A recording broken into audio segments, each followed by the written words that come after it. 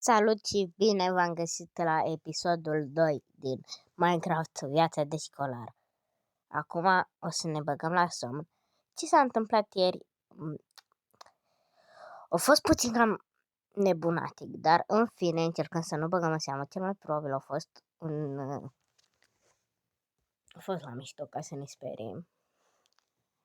Haide acum mergem la școală. Bă, neața, haide, copiile, hai. Așa, hai să plec și eu, trec.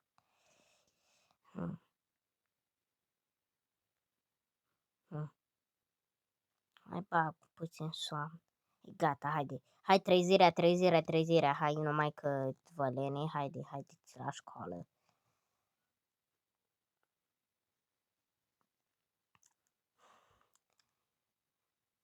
Ana, așa, doamna Dolengo, hai să mergem. Ei, lasă-l pe Eduard, poate să duci el la școală, hai să mergem. Păi nu știu, probabil s-a dus la școală, hai.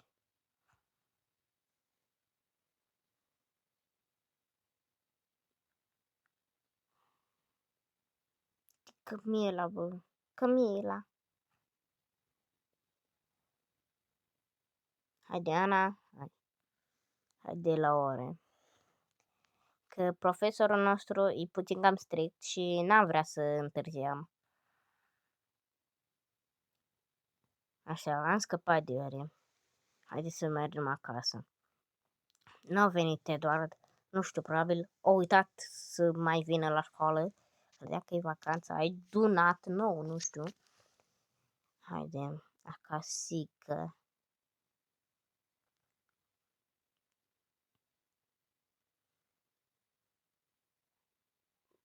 Gata, haide Ana, mai repede, hai. Dar ia vină tu la mine să vorbim un lucru foarte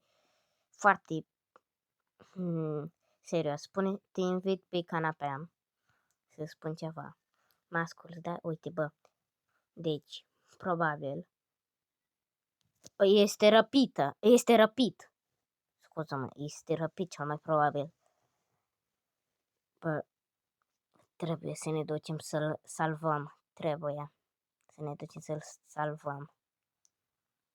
Haide să ne luăm armuri din astea, după intrăm peste Ștefania în casă și îl luăm. Bă, eu zic că e plan bun, hai.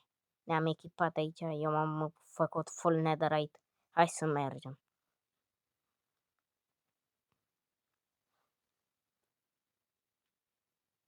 Parcă-l și aud, cum zice cineva ajutor. Haide mă peste proasta asta de Ștefania, hai. Op! Bă, ce faci mă aici? Unde ești? Unde ești, Edi? Unde ești? Ești aici jos? Haide, să deschidem aici.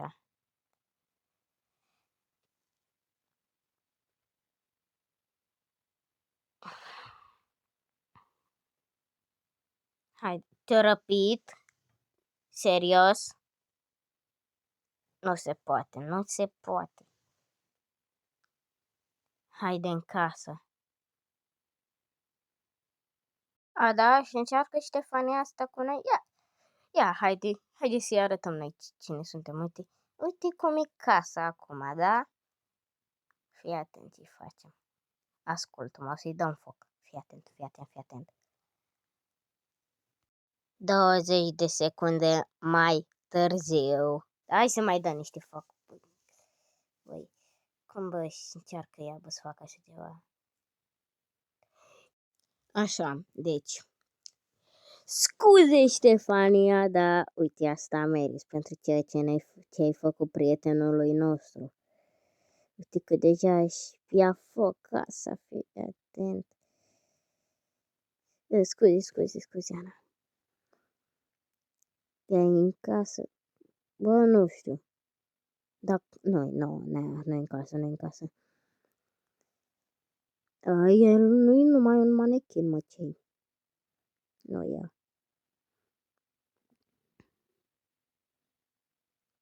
F în chat pentru casa Ștefaniei, dar totuși a meritat-o. Urât-o. Urâtă, ești o urâtă. Nu credeai că aflăm noi că le răpi pe Edit? Am aflat noi. Hai să-i dăm cu arcul în casă. Scuze, hai să dăm cu arcul în casă. Hai să dăm acolo la lampă.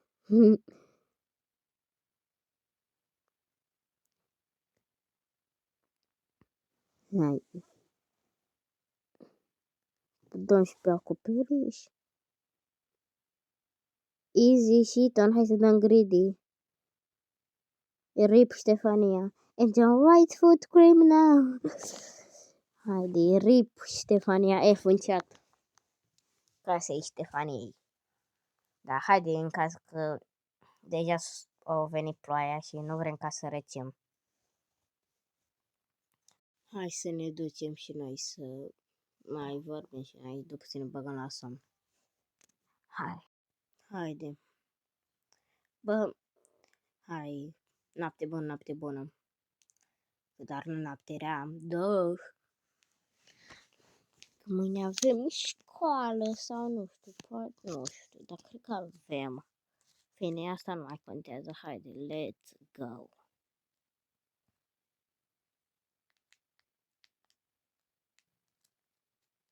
Da, dar cel mai probabil avem școală. Băi, trezește-te, băi, că avem școală și ne bagă ăla 4. Hai, trezirea. Și plus, eu nu sunt mami, da? Eu sunt prietenul tău, hai. Hai să mergem mai repede. Haide, Ana. Ana. Haide să mergem.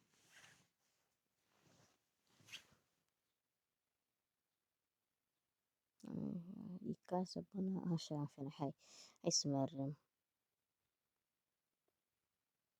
Ia.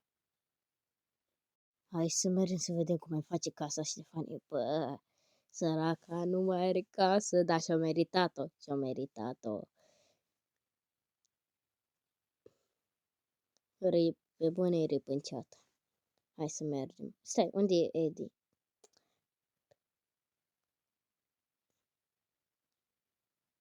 Ce faci aici? Ce faci?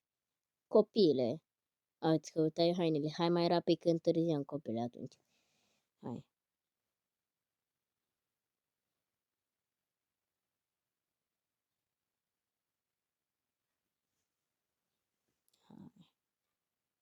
Eu aici am băgat o săritură de 70 de metri. Așa. Hai. Hai să ne punem noi doi în bancă, băi.